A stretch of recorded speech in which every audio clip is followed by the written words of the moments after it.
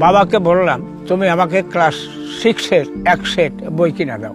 তখন বাবা কপালে হাত রাখলেন, রেখা বললেন, জিয়াউল হক, তোমাকে যদি 1 টাকা 2 আনা দামের বই আমি কিনে দিই, 2 দিন ধরে অর্ধাহারে অনাহারে আমার গোটা পরিবারটা থাকবে।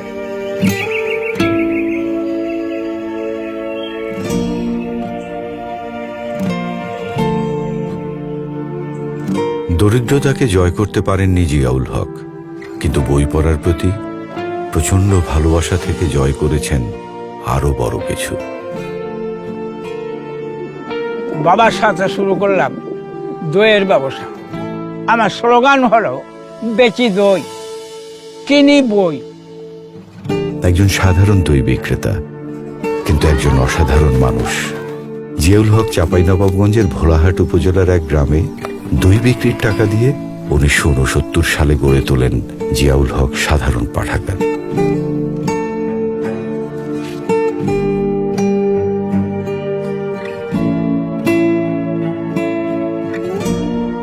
ছোটবেলায় অর্থাভাবে দুধ বিক্রি, আর এখন দই।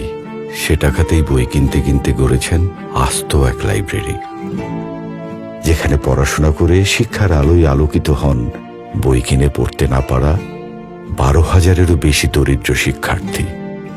স্কুল অ্যান্ড কলেজে যাই, শিক্ষার গুনগুন শব্দে আমি সত্যিকারই আত্মহারা হই।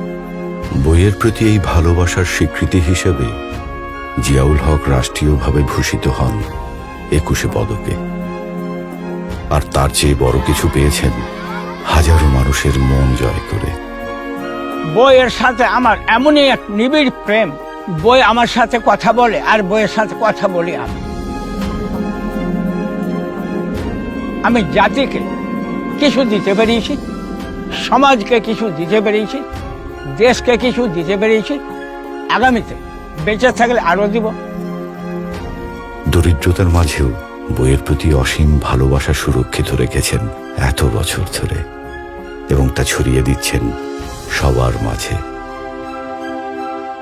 ভাষার জন্য আত্মত্যাগের এই মাসে জিয়াউল হকের মতো বইপ্রেমীদের জন্য রইল অসীম শ্রদ্ধা।